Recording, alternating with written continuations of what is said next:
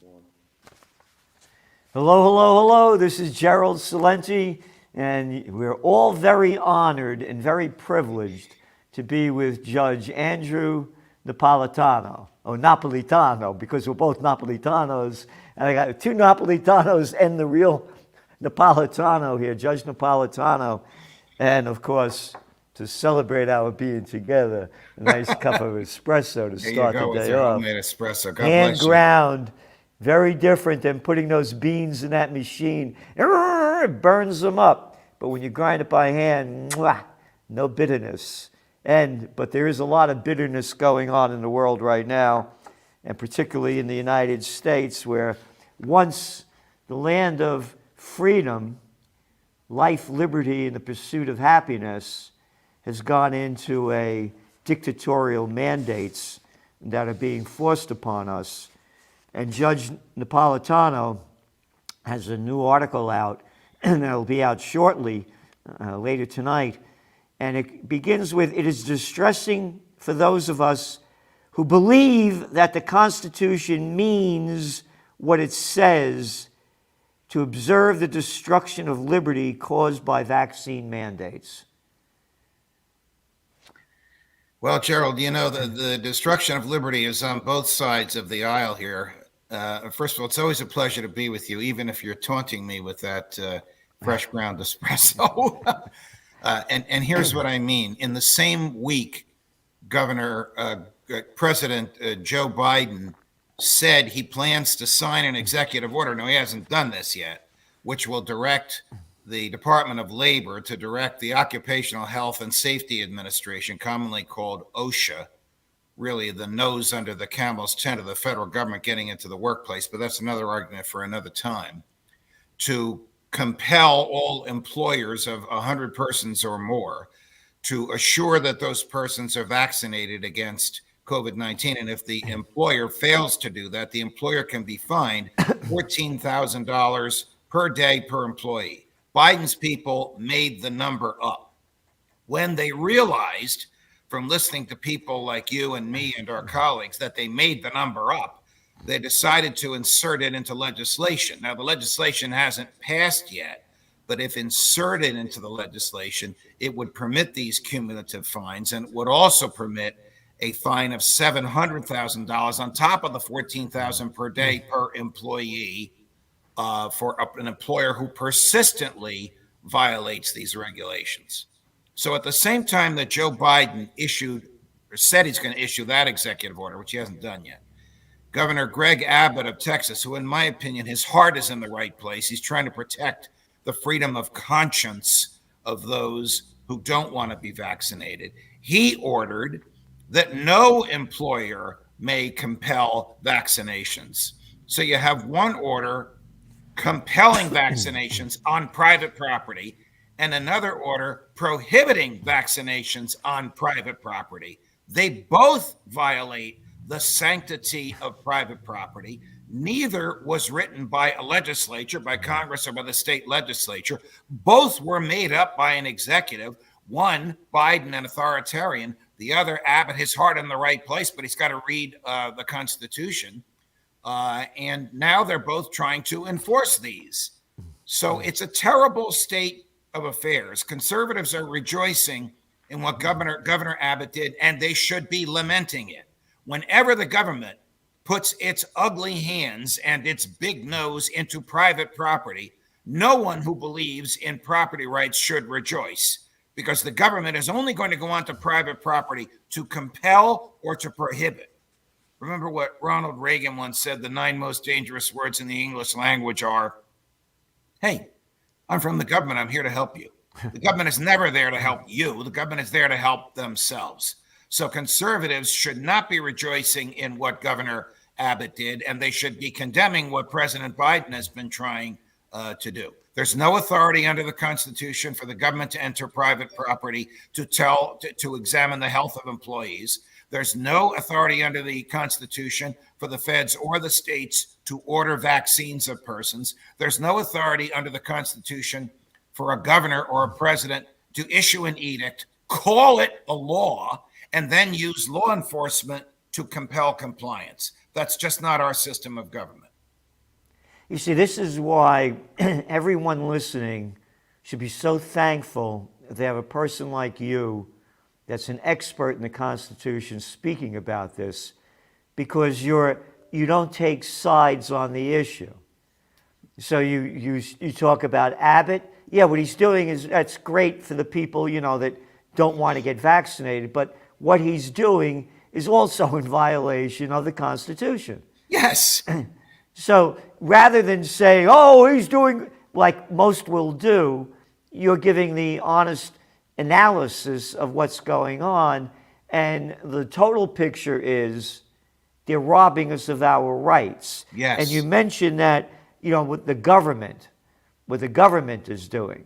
And I want to make this clear to everybody. It is not a government. It's a crime syndicate. We have lost our government. They do not represent we the people anymore. They represent the people that pay them off most of the time. Morons and imbeciles call it campaign contributions. They're bribes and payoffs. So we don't have a government anymore running our lives. And talking about what you've been saying here about this, you go on to say that calling an edict the law doesn't make it the law. Edicts issued by the executive are unworthy of compliance if they purport to create new law or assault property rights or personal liberty. And law enforcement personnel who took the same oath as the Texas governor and the president to uphold the Constitution should decline to enforce them. Absolutely. One of the ways that the old Soviet Union collapsed is when the police had enough of enforcing authoritarian laws, and Moscow could issue all the dictates it wanted. It just didn't have the ability to enforce them any longer. I hope the same thing happens here. Most of the Texas law enforcement are law-abiding, patriotic people who believe in the Constitution. They should say to the governor, we're not going onto private property to enforce your mandate, whether it's mom and pop or whether it's United Airlines headquartered in Dallas, whoever it may be, a 5-person operation or a 500,000-person operation. The government has no right to tell them how to run their business. The government, which can't deliver the mail, which can't fill potholes, which can't stop robocalls, which can't stop killing people, which can't live within its means, is now going to tell businesses how to operate their businesses. We have laws to prevent this. And Joe Biden and Greg Abbott, and I don't mean to be picking on them, but they're in the news this week. Many of the other governors are far worse than Governor Abbott in their authoritarianism. They have taken an oath to uphold these laws and to abide by the Constitution, and they're doing neither. Well, I think they do this stuff, Gerald, to please their bases. I mean, Governor Abbott's move in Texas is enormously popular with conservative Republicans, except for those conservative Republicans who are small business people and who do not want the Texas Rangers knocking on the door saying, let me see the CDC cards. Let me make sure you are not compelling your people to take vaccines. Suppose the business decides they want their employees to take vaccines. That's between the business and the employee. Yep. That's not involving the government. The problem with vaccines is the compulsion or the coercion by the government. You want a vaccine, get a vaccine. Don't want a vaccine, don't take the vaccine. Yep. But keep the government out of our property, out of our businesses, and off our backs. What about these vaccine mandates, for example? As you know, when we go out to the city, I won't get vaccinated, so I can't go into any of the restaurants. Is that a violation of our constitutional rights? It is a violation of the rights of the property owner of the restaurant to have the government force him or her to do that. You and I took a chance, and it turned out the owner was friendly, he recognized you, he recognized me, gave us a nice table. But we had to have a backup plan, because many restaurateurs in New York City, whether they like the customer or not, are terrified of the government. They want your business. They want my business. What they can't afford is for the government, for example, to pull their liquor license. And again, Gerald, none of this is done by law. None of this is done by legislation. None of this is done by due process. I'm not going to name the restaurant, but if the government found out that they served a person who wasn't vaccinated, they could just pull the liquor license without a jury trial, without having to show a fault, without having to show that anything wrong was done. Why? Because there's no statute. Why? Because these rules were made up by the governor, whether it's Andrew Cuomo, the former governor's rules, or Kathy Hochul, the present governor's rules. These are not laws. I'm talking about New York. These are not laws enacted by a legislature. Therefore, they can't be enforced in front of a jury. So these people have found insidious ways to control our behavior and bypass the protections of the Constitution. You know, you go on and say that if we tolerate fundamental violations of our rights when they temporarily please us, we lack the intellectual honesty to resist all violations. And why do we tolerate any violations of natural rights or of the Constitution by those whom we have hired to protect them? The people we have hired to protect the Constitution. I took this oath when I became a judge. Greg Abbott took the oath when he became governor. Joe Biden has taken the oath dozens of times for all the offices he's held. It's to preserve, protect, and defend the Constitution. They look the other way when it comes to pleasing their base. Why do we tolerate it? We have hired these people to protect our liberties, and they assault our liberties. They're doing the exact opposite of what we have hired them and are paying them to do. And of course, doesn't something called the Declaration of Independence note that we are in charge and the governor, we govern those who are in office? The government, what's the phraseology of that? The government hates the Declaration of Independence because it presumes that all government, I think this is the phrase you're looking for, my dear friend, has the consent of the governed. That's it. Who has consented to a government that can tell us what to do by dictate? I don't know of a single person in the United States of America who has consented to that kind of a government. One of the reasons the government hates the Declaration of Independence, and this is a law enacted by Congress in 1776. It's one of the laws to which everybody who takes that same oath I just talked about pledges to enforce. The Declaration of Independence says when the government assaults our liberty, we have the right and the duty to alter or abolish the government.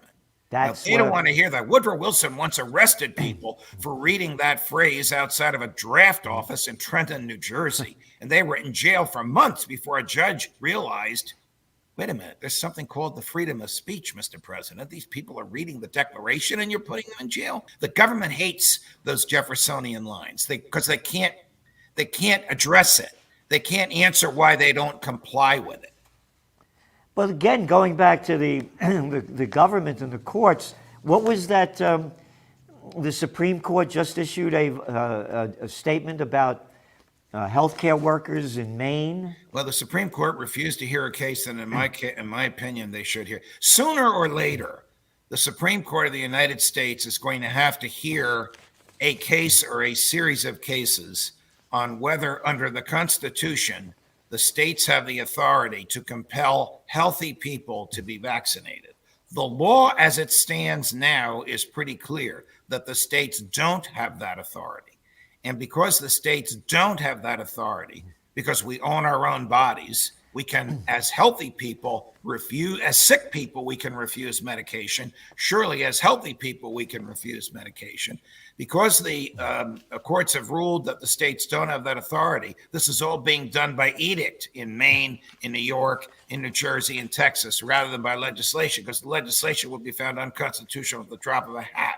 The Supreme Court needs to find these edicts even more unconstitutional than the legislation is. Legislation is at least offered by a representative, debated, both sides are heard, They modify it, they amend it, they vote on it, the governor signs it, it becomes law. If it compelled a vaccine, it would be unconstitutional, but at least it would come from the legislative branch.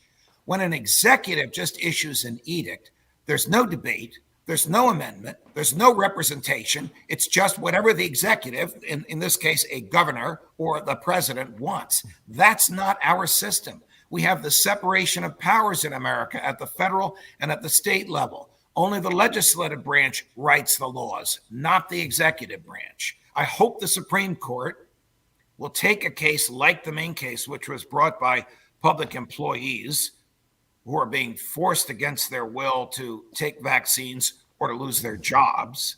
I hope the Supreme Court of the United States will take one of these cases and tell the states you can't do it by legislation, you can't do it by executive edict. Well, why did they not take this one in Maine? You know, it's a mystery as to why the court doesn't take a case. They don't tell us why. Sometimes they are waiting for a better case to come along. Sometimes it's just a matter of resources. We got more cases than we can hear, but it's not on the merits.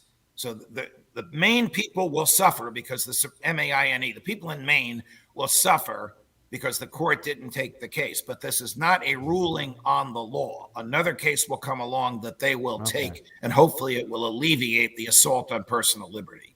And as you mentioned, calling an edict the law doesn't make it the law.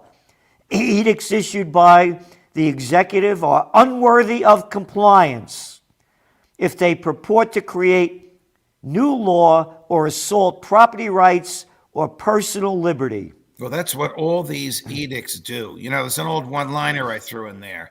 Hey, if you call a tail a leg, how many legs does a dog have? Now, when you say that to somebody and they realize you're being a little whimsical, they'll say 5. The answer is no, 4. Because calling a tail a leg doesn't make a tail a leg. Calling an edict the law doesn't make an edict the law. These authoritarians can call these things whatever they want. They're still bound by the Constitution.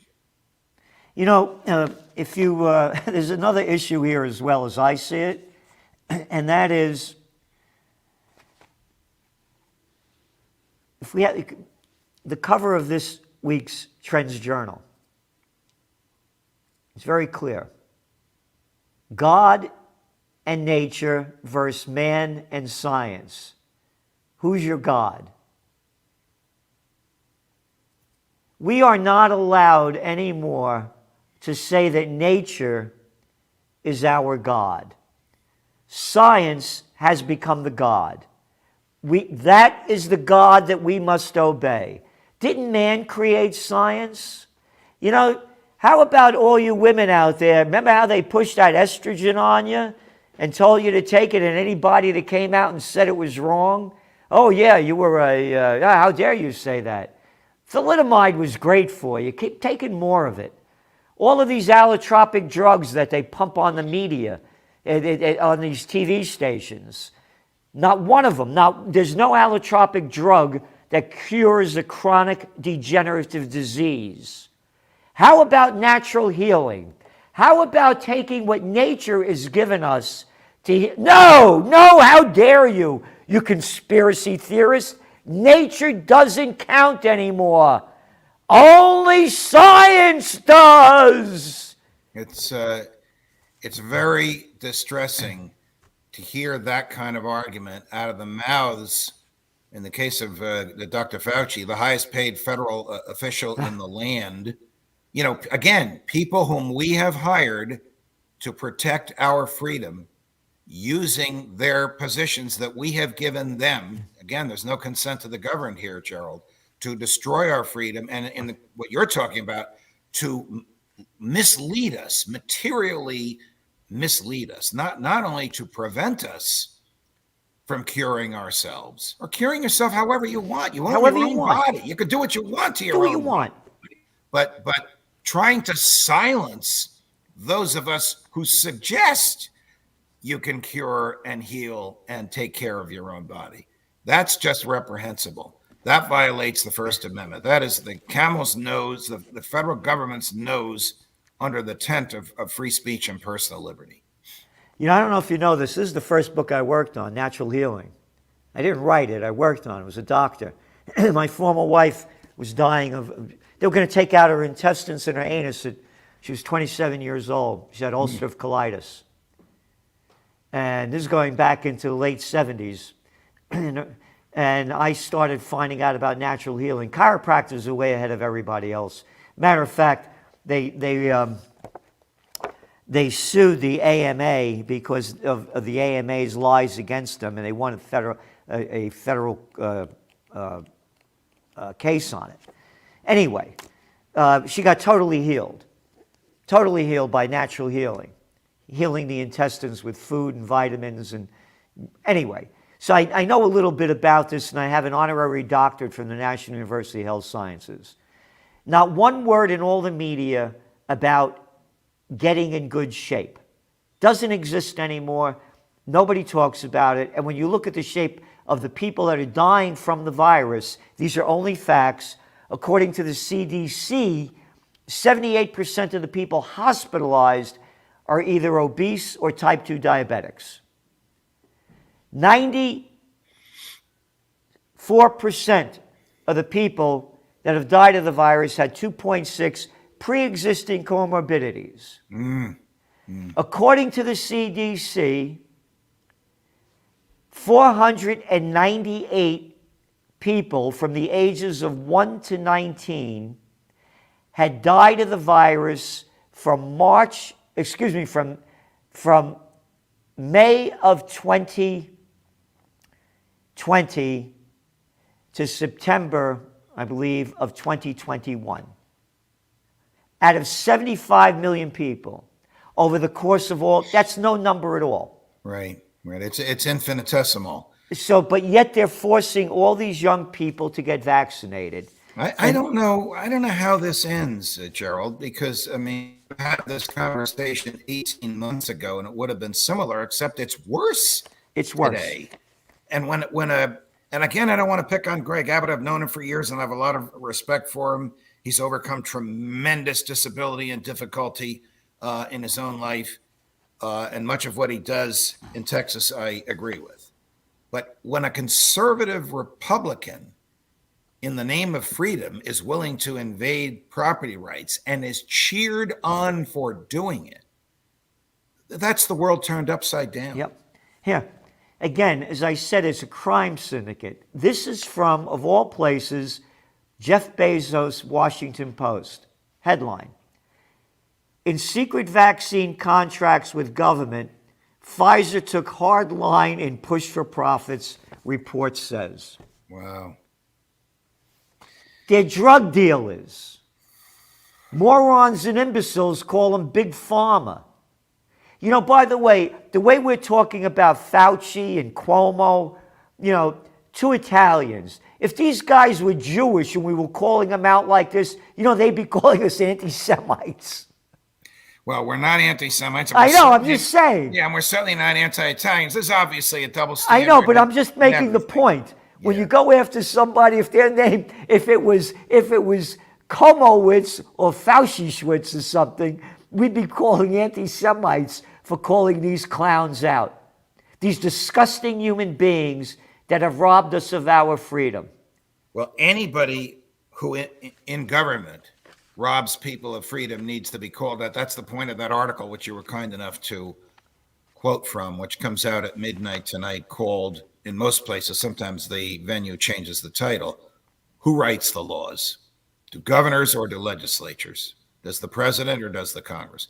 You know, Joe Biden could never get legislation through the Congress that required vaccines, so he just decided to do it on his own. It's like his former boss, Barack Obama, said, I can get more done with a phone call and a pen than I can through the House of Representatives. Well, guess what? The president doesn't write laws under our system. You're both lawyers, Barack Obama and Joe Biden, and Greg Abbott as well, and you guys are charged with knowing this. Well, you know, you know this better than anyone, and what you're saying is so valuable. You're going to be down in St. Petersburg and be speaking. I'm going to be speaking to the Mises Institute annual conference in St. Petersburg. The Mises Institute is the greatest defender from an academic perspective of personal liberty in the United States today, founded by our mutual friend, the great Lew Rockwell. It espouses a serious understanding of the primacy of the individual over the state, largely on the ideas of Ludwig von Mises and Professor Murray Rothbard. And I'm going to be talking about avoiding the government, leaving the federal government. I'm not going to tell you now what I'm going to say. It's very difficult after the war between the states.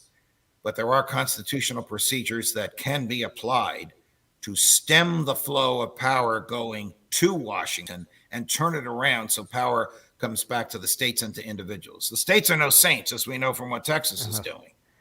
But the states are a lot less destructive than the federal government. Here's what I see happening. I believe there's going to be a new third-party movement. The people that are opposed, again, we were talking about Maine. That was healthcare workers that put that appeal. Right? Yeah. Healthcare workers. Well, look, you're going to have this, Gerald, I know our time is nearly up. You're going to have a serious issue in Chicago where the mayor has ordered that all police be double vaccinated or not be paid. 1/3 of the cops in Chicago have not been vaccinated. If she, the mayor, doesn't pay them, they're not going to go to work. Chicago is the most lawless major city in the United States, maybe in the world. I can't imagine what it would be like with 1/3 of the police force, which is huge. It's about 35,000 police. With 1/3 of those cops no longer working, forget about it. It'll be destroyed in a week. Well, going back to the healthcare workers in Maine, the Supreme Court said they couldn't go through with their lawsuit. Healthcare workers. Do you know why healthcare workers are not doing this? Because they see what the nurses, the elder care people, they see the implications of vaccines. Yes. That's why you're seeing so many healthcare workers, nurses, people work in elder care homes not take them. I go to elder care homes, and this is what I see when I walk in. They have the television blaring, all these people sitting around, and this is what they look like.